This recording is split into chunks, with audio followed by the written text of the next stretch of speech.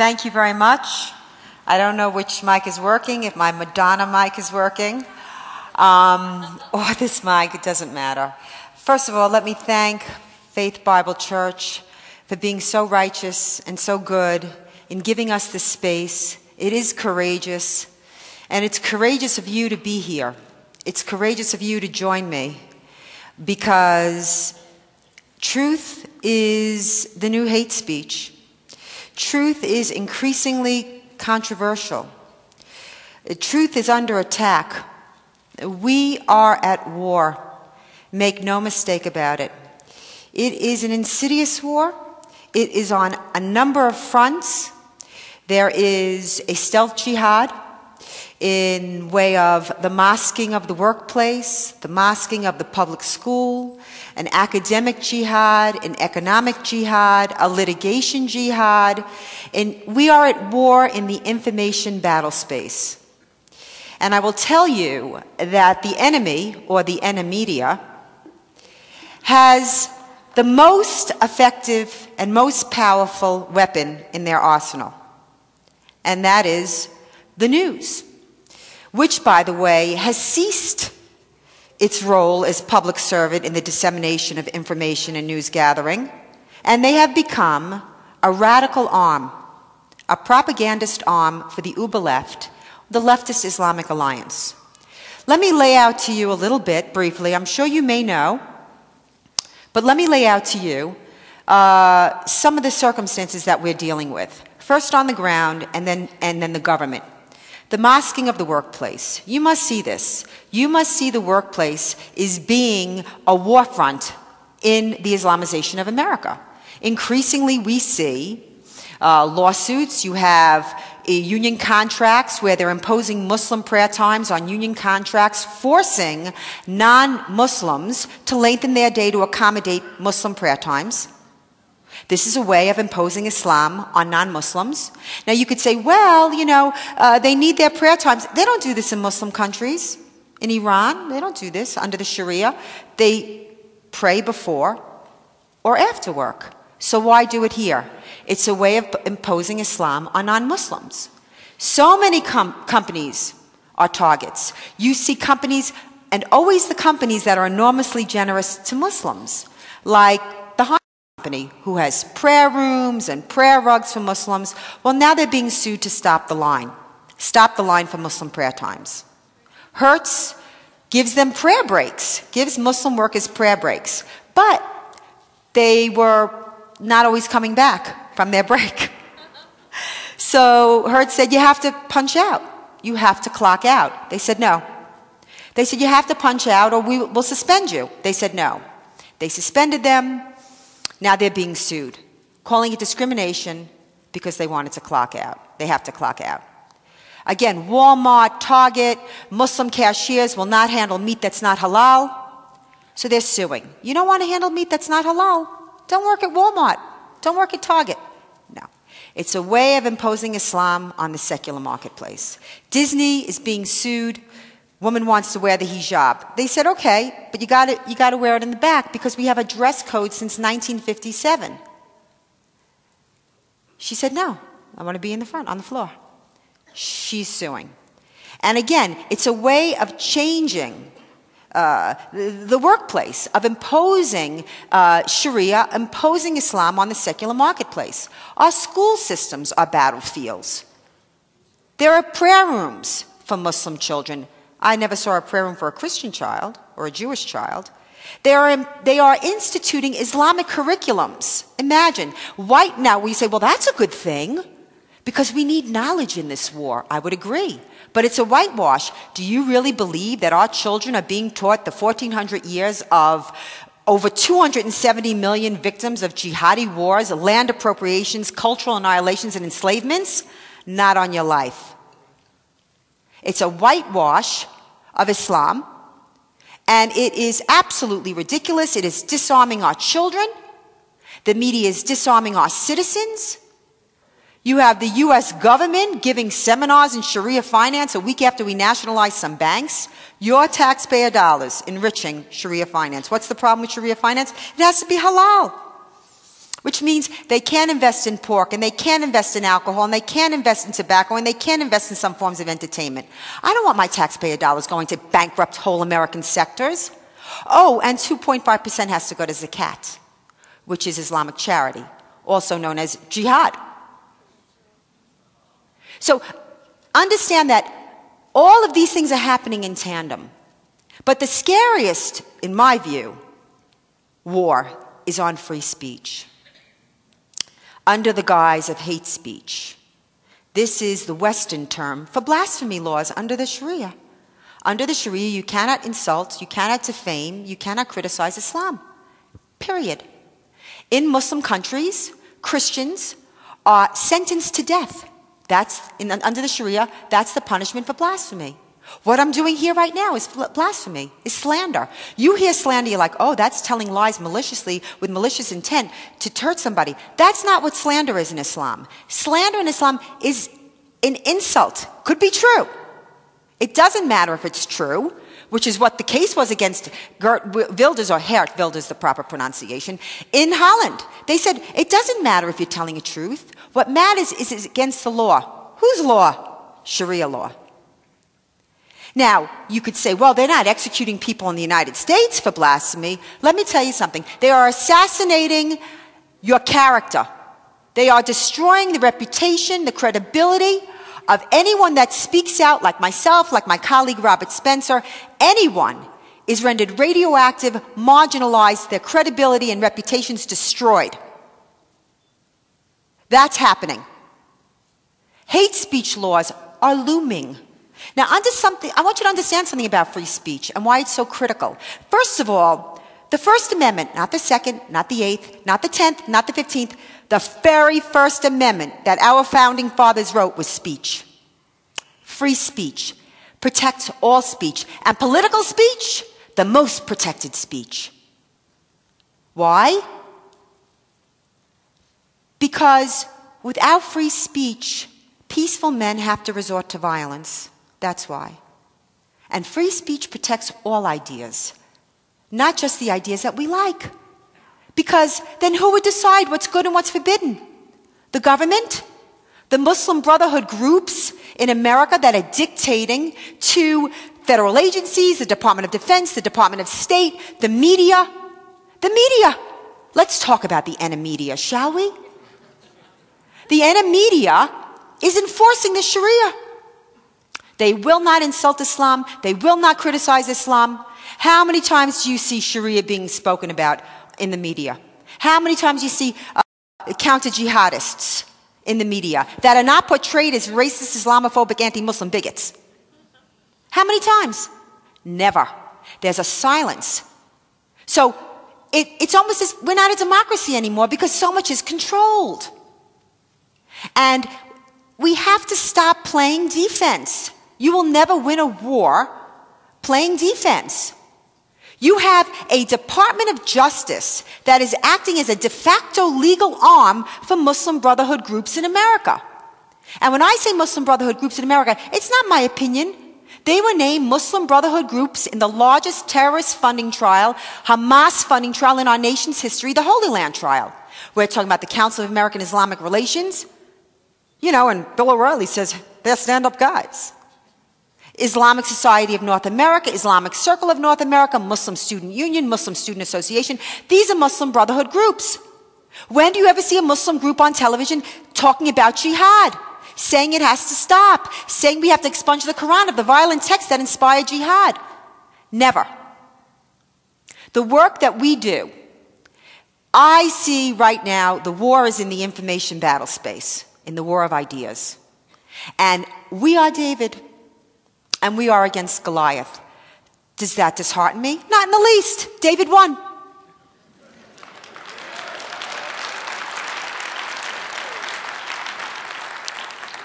But you have to understand the warfare.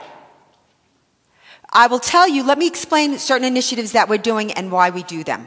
For example, I'm sure you remember Rifka Barry. How many in here? Hands. They must be Atlas readers or Jihad Watch readers. Rifka Barry, very briefly, was a Christian convert, a teenage girl in Ohio. She converted out of Islam. She knew her family, that they would hurt her. that they would kill her.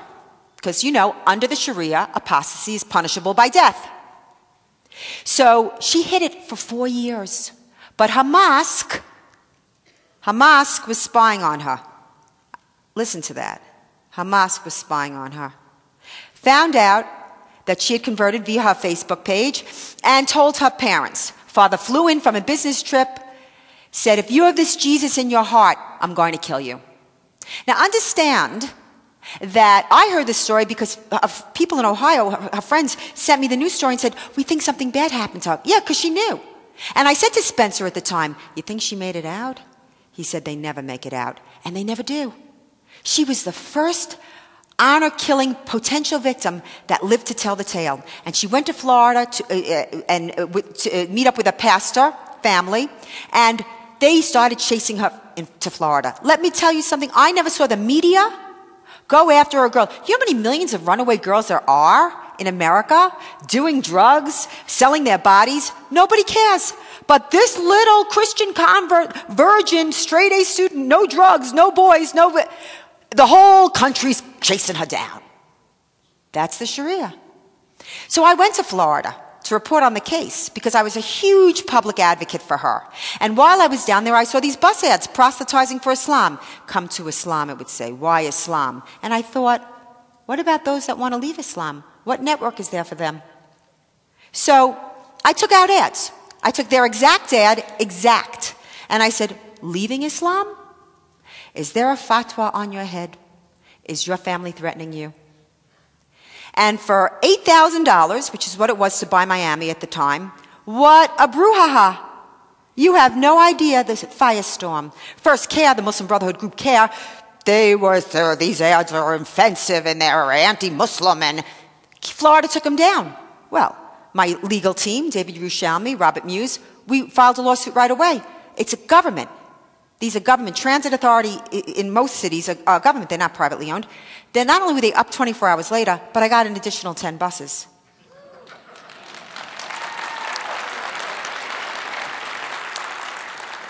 And it was a national news story. And why this is important is that you understand.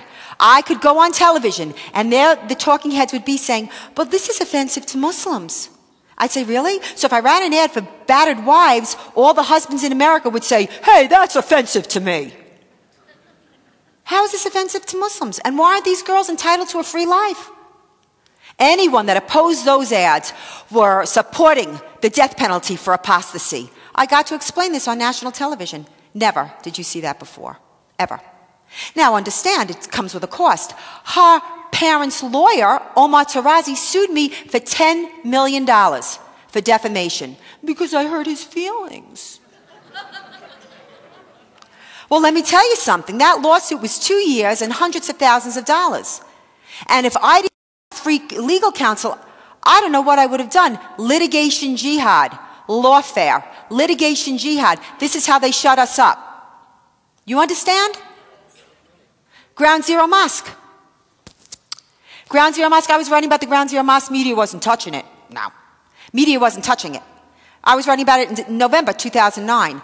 But my readers were sending it around, and people were saying, Ground Zero Mosque. Even if you didn't have a cursory knowledge of Islam, on its face, it was deeply offensive, humiliating, and abomination, outrageous that a 15-story mega mosque would be going up in a building that was destroyed by the landing gear of the plane that went into the towers.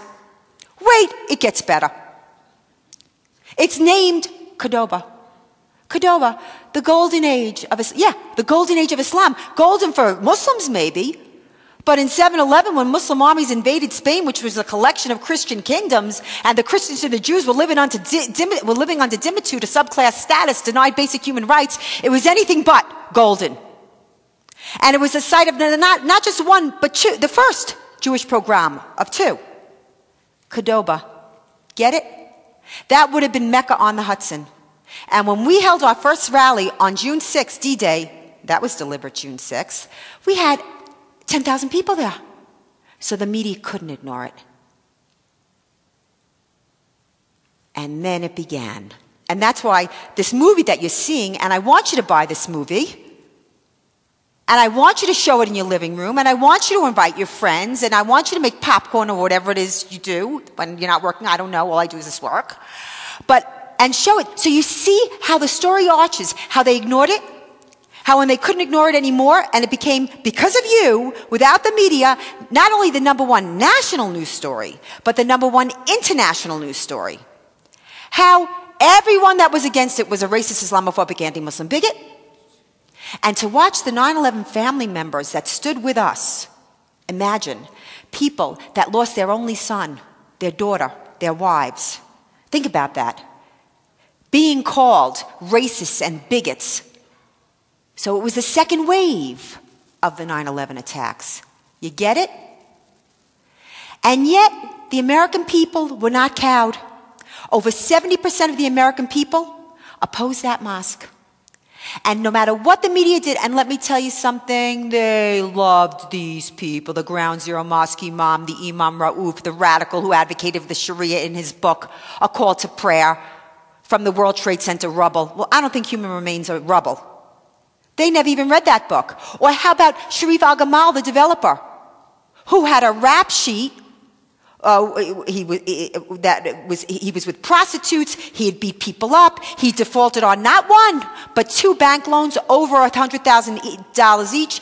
Didn't pay his back taxes. Didn't pay his rent. Was evicted from his office. But NBC News named him Man of the Year. Yeah. Why? Because he was building a Ground Zero mosque. They wanted that mosque. But that mosque was defeated. Oh, yes. Oh, yes. Because it became such a big story, the media had to have me on. And again, you got to say on television things that people don't know, that it is an Islamic pattern to build triumphal mosques on the cherished sites of conquered lands. The most egregious, of course, is Al-Aqsa, the Dome of the Rock, on top of the first and second temple, the Saint Sophia. Tens of thousands of Hindu temples. Never in the history of Islam, ever was there a mosque of reconciliation and healing on the site of a jihadi attack. Understand, Mecca on the Hudson. I wanted to run a bus ad. This was my bus ad. Ready? The World Trade Centers on one side, the mosque on the other, and in between it said, why there? Wasn't that the question, really? We have hundreds of mosques in New York City, thousands across the nation. We're not protesting them. But this mosque was wrong. They said, you can't run the ad. I said, I can't run the ad? Why can't I run the ad? I'm waiting. I'm getting a lawsuit already, you know. I count on them not running the ads. I save the money, and we get, again, to this issue, a teachable moment. Guerrilla media warfare. You get it? They said, you can't run an image of 9/11. I said, what? Say that again? They said, no, 9/11 images are embargoed. I said, embargoed? Is Gettysburg embargoed? Is Pearl Harbor embargoed? Iwo Jima? It's American history. Sorry, you got to take out the, you can't. I took out the planes. I resubmitted the ad. They go, you got to take out the smoke. I wanted the ad to run so badly, I took out the smoke. But I will tell you, because I am a happy warrior, and I know you can relate because I see I'm looking out at a room full of happy warriors, that in the back, way back in the sky, I put a little plane. A little one. Wait. I get a call. They go, is that a plane? I said, planes fly in the sky. They go, you got to take out that plane. I took out the plane. I left just the towers alone, and they still didn't run it. I filed a lawsuit on Friday, and they caved on Monday. And again, it became a news story. I mean, because I don't have resources to make a presentation for you to show the ads, how the first one, the second one, but you don't need it. I know you get it. This is what's happening. This is what we do. Last week, the New York Times ran an anti-Catholic ad. Blistering, disgusting, vile. It wasn't based on any particular substance or scholarship. The ad was a full-page ad by atheists. You know, it's time to leave the Catholic Church. And then a blistering, really disgusting attack. I'm just going to tell you, it was an ad hominem attack, vile. So you know what I did? I took that ad, exact same ad, exact. And I said, it's time to leave Islam.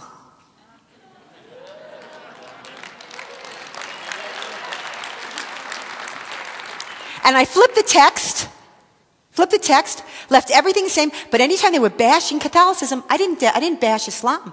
But I said the honor killings, clitorectomies, child marriage, the Sharia. I put in facts. The 18,560 Islamic attacks since 9/11, the teachings of yes. Well, my ad was rejected. And when I ran the story, and then the Daily Caller was the first one who picked up on it, if you look at the two ads side by side, they're exactly the same. Exactly. They had a cartoon. Now, the cartoon, they had an evil bishop, and then a tiny birth control pill, and then a woman like, all of this outrage over this.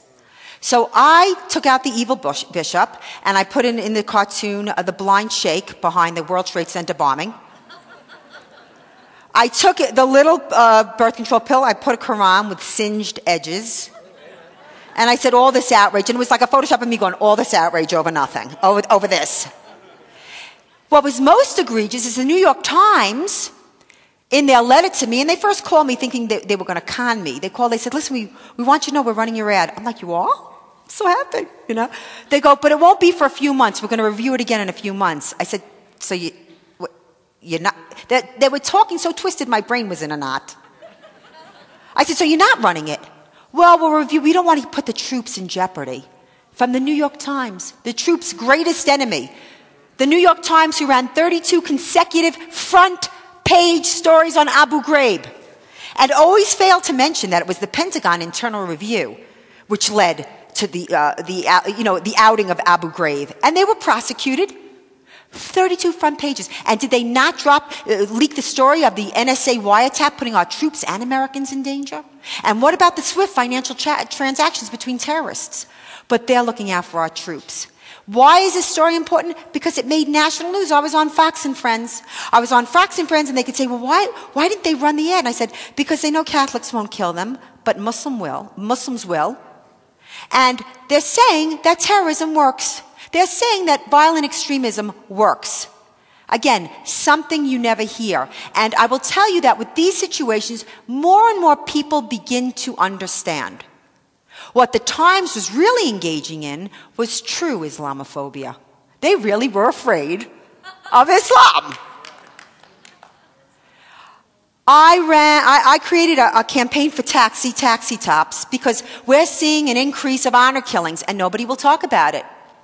Not only will nobody talk about it, but the media won't call it an honor killing, even though we know, page 584, the Reliance of the Traveler, it sanctions the killing of an offspring and so on and so forth, and we know that hundreds of thousands of bodies of girls are under porches in Pakistan, and we know that in Muslim countries like Syria and Jordan and Gaza, there's a lenient sentence for honor killings under the Sharia. Here in America, they cover up. There's a lawsuit in Dearborn right now. There's a lawsuit in Dearborn right now because the police are covering up honor killings. We were down in Florida protesting against the Tampa law enforcement at Hillsborough Medical Examiner's Office because a woman, Fatima Abdullah, who had complained to a Christian neighbor that she was being, abused by her family. Her exact words were her brother was doing unspeakable things to her because she brought shame on the family. She was divorced. Not that she instituted the divorce, because women can't divorce under Islam. Man only has to say, "I divorce you" 3 times. I divorce you. I divorce you. I divorce you. Boom.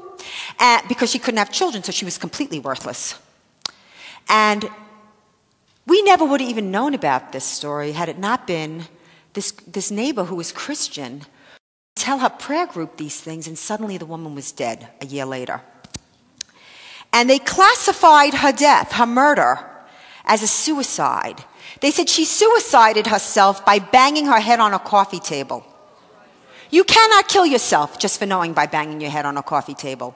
And my informant in the medical examiner's office said they didn't call it honor killing because they were afraid of Muslim reprisals. So that's where we are as a society. This country, the first moral government in the history of the world, the first government in the history of the world after centuries of blood and toil, based on the unique and exceptional premise of individual rights, now is saying you can murder because we don't want to offend you. So I ran these taxi ads just to increase awareness. Pictures of Muslim girls just in this country that had been honor killed. And it was an increasing awareness campaign. And let me first tell you, the Muslim cab drivers were taking them off, putting them in the trunk, and then returning them later in the day. Then it became, again, a big story that this is against, this is insulting to Muslims. What about these girls? I am asking you, what about these girls?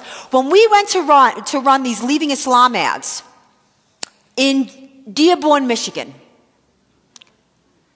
they were rejected. Well, we went to court and we won.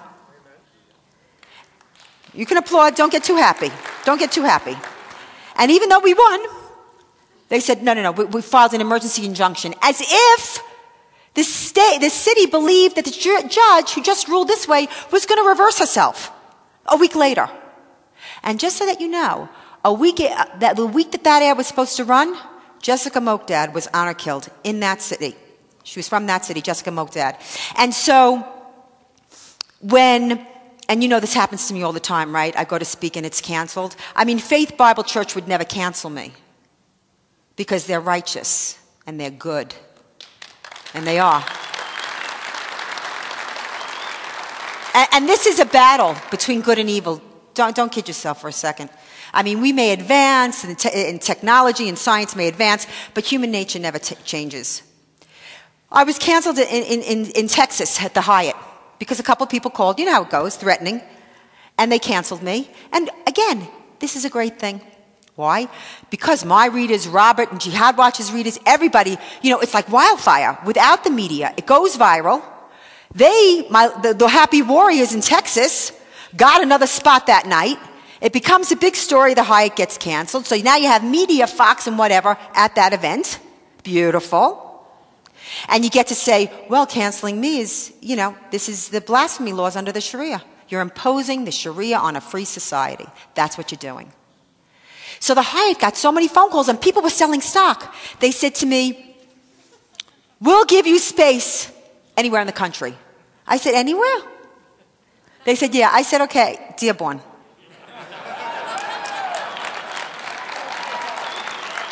Yeah. And on the 1-year anniversary of Jessica Mokdad's death, we will be having the Jessica Mokdad Human Rights Conference on honor killing in Dearborn at the Hyatt.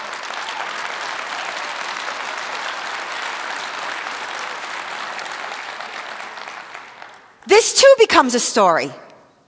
I can't change shoes without it becoming a story. Why? Because the family of Jessica Mokdad is very upset and insulted that I am exploiting her name. The family that was responsible for her honor murder is angry with me. And I'm not charging, so you can't say I'm exploiting for money. Because I want to increase awareness, particularly that these girls know that they can leave, that there is a network for them. They're desperate.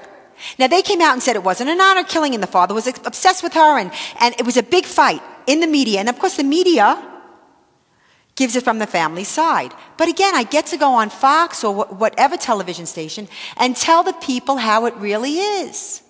And this is how the war is being fought now. And if you don't think it's important, you're crazy. Because all of the bullets and the bombs and the bloodshed comes as a result of what happens in the war of ideas, in the information battle space. I don't take a salary. Spencer doesn't take a salary. I do not have a fundraising machine. But you know what? You see this new campaign, this Sharia campaign that they're running, now that we're doing the Sharia legislations. As you know, it's passed in 3 states, the foreign law prohibition, and it's in 25 states. They have now undertaken a $3 million Sharia campaign. $3 million. First city it was up in was Kansas City, so you know where I was. You know I ran to Kansas City. And I took their ad, exact same ad, but I didn't use green in the background because it's the color of Hamas. I used happy blue. And they had Sharia, got questions, get answers. and they had a website. Well, I bought their website, same website, but ending in US, so I could put that up there. And my ad was, Sharia. Got fatwa? Get answers. Call 1-800-I-LIVE-FREE. And if you call that number, Robert Spencer answers the phone.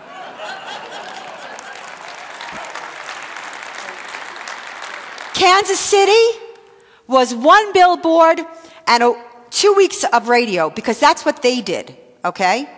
And that was $9,000. It's a lot of money. So when I say to you, we need money, I want you to know, you will know where every single dollar goes.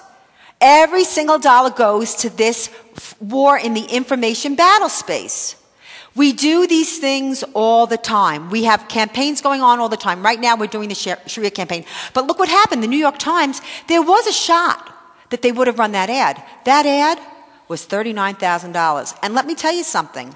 I would have taken it. I would have just put it on 40 charge cards and like scrambled, you know? I would have. Because to get that ad in the New York Times is a big deal. But not getting it in was a bigger deal, and it was free, and it was all over the place. Because as I said, the media loved running the two ads next to each other. And it showed the American people, and I went on television and I said, this is self-enforcing Sharia. This is the blasphemy laws under the Sharia. That's what this is. It's the reason why I wrote my last book.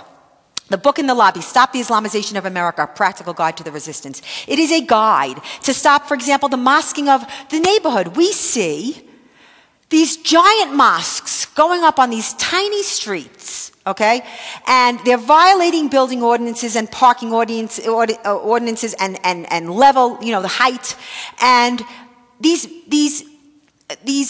rabats, these beachheads, and many of them are Muslim Brotherhood mosques, transform a neighborhood. 5 years, it's irrecognizable. They should be fought. They must be fought. It was stopped in Staten Island. They took over a convent. There was no Muslim, there weren't any Muslims in the neighborhood. This is where they do it, in neighborhoods that have no Muslims. And it teaches you how to fight in your neighborhood, how you can organize, and you don't need an army. You are your own army. Trust me on this. I am one person, and I do this work. I don't expect you to put in 20 hours a day. It's okay. You don't need to do that. Believe me, 5 people protesting is good, because you have one of your friends say, okay, everybody squeeze together, get one picture, you send it to me and Robert, and we make you the story, and we get your story out there. The public school needs to be fought. They're bringing in Muslim Brotherhood operatives from CARE to speak to your children. You have to go to those meetings. You have to raise a stink. Florida, it's what they did, and brilliantly. We made a big fuss, and they were getting calls like you wouldn't believe. They get thousands of calls. Oh yeah, they're toiling, these little operatives in obscurity, and all of a sudden they're on the national radar screen. And in Florida, in Tampa, CARE was speaking to those school kids. And there was such a fuss made, there were emergency school board meetings, and the policy has changed. That's what you have to do. Each battle has to be fought. There's no huge overarching action that you could do. That's not how they made their successes. They made their successes incrementally. This is what you must do. You must make your successes incrementally too. You must look around and see what's happening. You have a Department of Justice that's a de facto arm of the Muslim Brotherhood. I mean, you have the Department of Justice suing a school because a brand new teacher wanted to go on the Hajj. The Hajj is a once-in-a-lifetime trip. You can take it any time during your whole lifetime, any time, for a month to Saudi Arabia. So the school said, you're a brand new teacher. You're our only math lab teacher. You can't go. She resigned. Holder sued. Obama's Department of Justice sued the school district and lost, and with $78,000 judgment. A town in New Jersey, a correction facility, said you have to wear the uniform. No, I want to wear the religious garb. If you don't want to wear a uniform, don't get a job with a uniform. I mean, is this rocket science? No, it's imposing Islam on the secular marketplace. So the Department of Justice sued and won, suing New Jersey counties. The Obama administration is at war with America.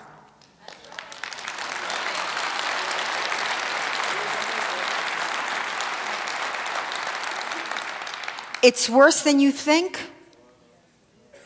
You may say, look around, it's gorgeous, it's not a problem. Let me tell you, you don't show up for a match, you forfeit. It doesn't mean that the match is not happening just because you don't show up.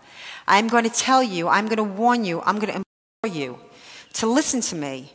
No one is going to save you. You are going to save you. And isn't that the American way? I mean, isn't that the American way? I mean, isn't that who we are? Our founding fathers, this idea, they risked wealth and name and their entire lives, fortune. These were not Che Guevara, low lives murdering people. They risked everything for an idea, the most brilliant idea in human history. And everything noble and just and brilliant and magnificent that we achieved as a nation was a logical fidelity to that principle of individual rights. That's you.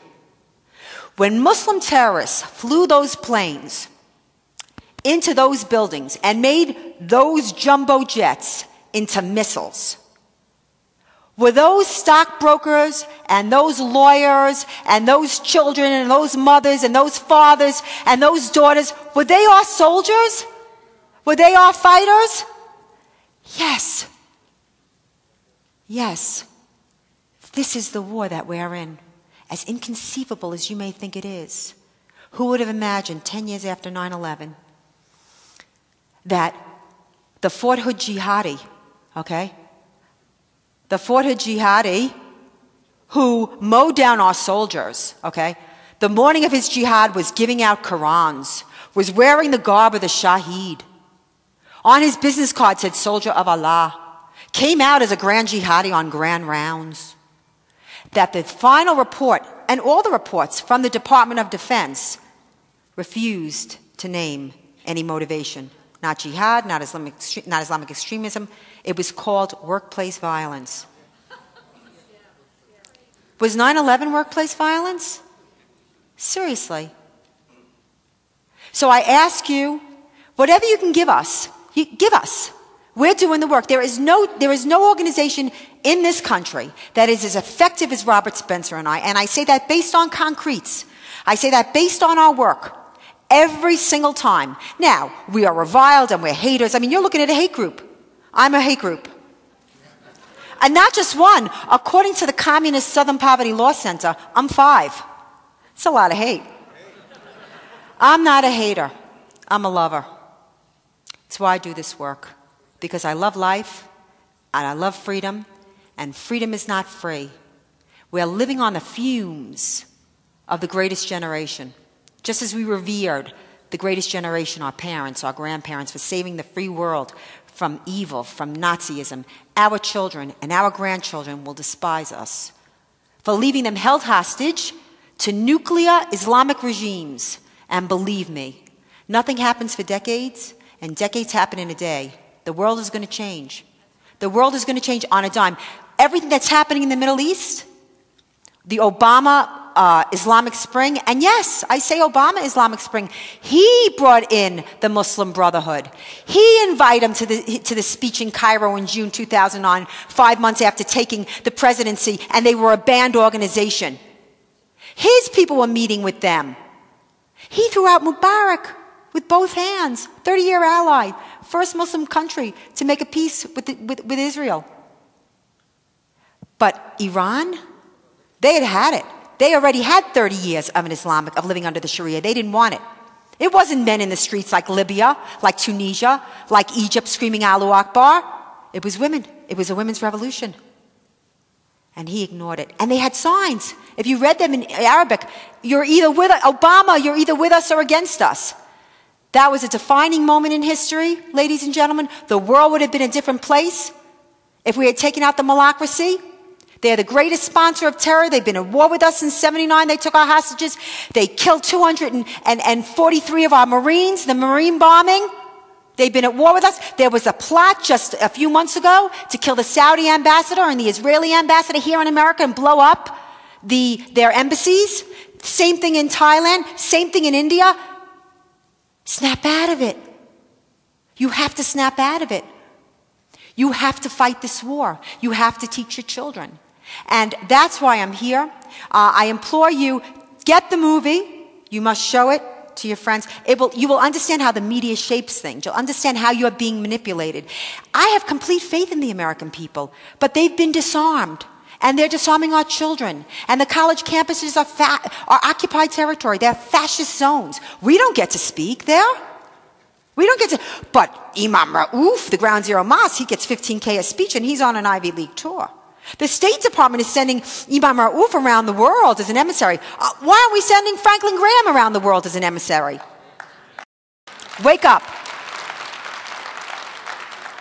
I'm going to turn the floor over to my colleague, the esteemed scholar and activist Robert Spencer. Please consider everything I've said. I've only had 45 minutes. How funny am I? Only 45 minutes. Believe me, I could go on for a couple of hours. That's how scary I am. Because this is the work that we're doing, but I have no big funding. I don't work that. And you could say, well, you have to. No, I can't. What would you rather me doing? Working, making lunches, schmoozing for money, or doing the work? So help me do the work. Please help me do the work. Thank you. And thank you for coming.